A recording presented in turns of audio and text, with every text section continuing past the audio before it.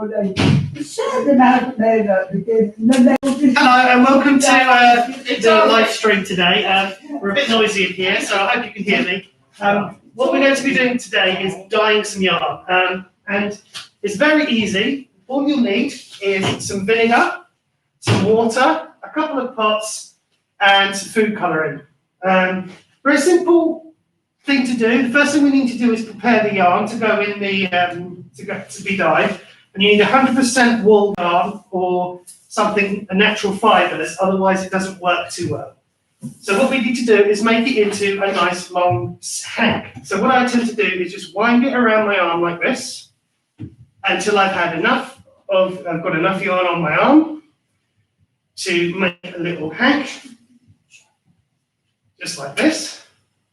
Then you tie the ends together with some more wool. And this is just for demonstration purposes. And then what you need to do is you need to put this to soak in a solution of water and vinegar.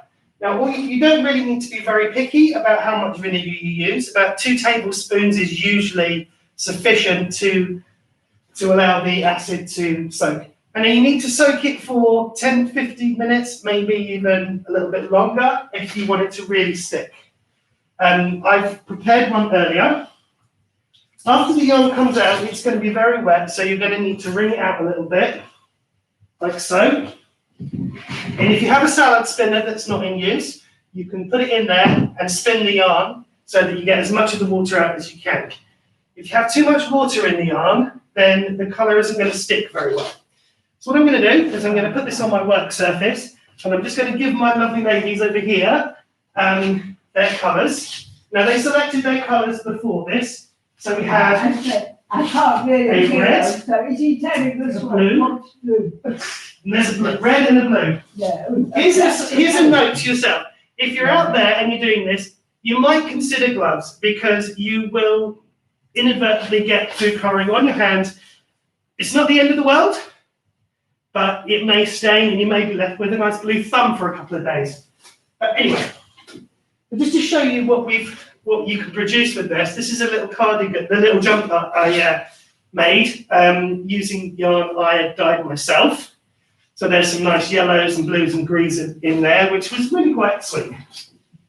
And here's another ball I did, which was reds and sort of grey colours. It's quite nice. So the ladies have picked their colours. We wanted blue and red and pink. So what you do is you fill up a container full of the colour that you're going to use. So I've got blue and I've got pink. Now, what you need to do is have a brush or a sponge like this, and you're just going to apply the colour to the yarn like this. Just dab it on or paint it on as and when you like. Anywhere you want, and there are lots of techniques and lots of different effects you can get from using different different surfaces. So you paint on your colour, and then you might want to turn it over just to check that you've got the colour going through all the way through the yarn. So that's my blue done. I'm going to leave that like that for a minute. And then I'm going to put on some red or pink. This is going purple now because I've accidentally put the blue in. But that's okay. We're just going to cover the areas we want in purple or in our colour. Like this. And it's a very quick, very simple thing. It's very creative. And it's something you don't need a lot of expensive materials to achieve a really nice looking and nice looking yarn. So that being my finished product. Now obviously it's still wet and the colour needs to set. So here's where this lovely little sandwich bag or cling film can come in handy. You just pick it up, you put it in your bag, like this, and don't throw colouring all over the world. Well, that might look nice, but Jackson Pollock.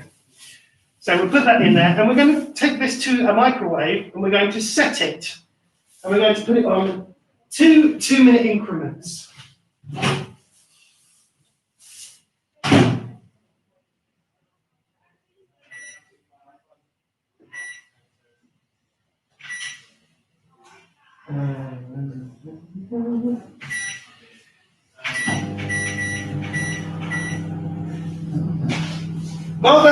While that's cooking, you can tidy up, which is a good thing to do for the most part.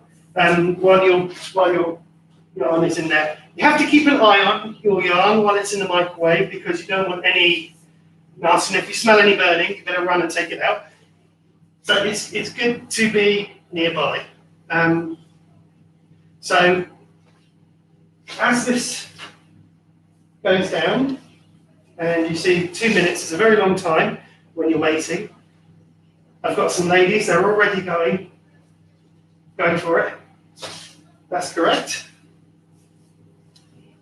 And they're already painting, which is lovely. So I think you might be asking, why would you do this? Apart from the fact that it's actually quite good fun, it's a really good thing to do if you've got someone who is a knitter or a crocheter and you want to have a special gift for them for some reason. It may be a birthday, one of those special anniversaries, that type of thing. You want to make something for them that's a little bit different, that they won't have, that you can't really buy in the shops. And so this is a really great thing. It's also great if you want something for yourself. You might want to make a hat or a scarf and have your own colours.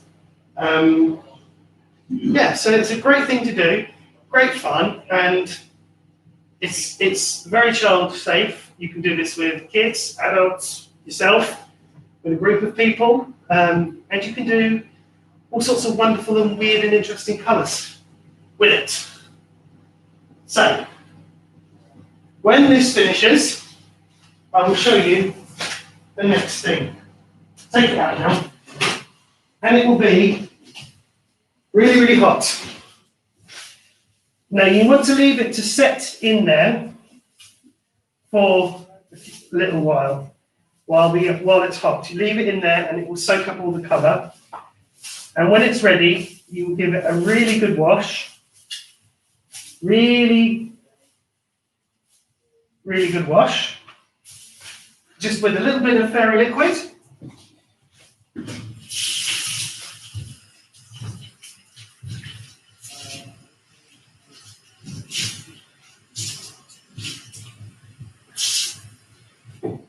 And unfortunately, my colours haven't really stuck because I rushed it a little bit.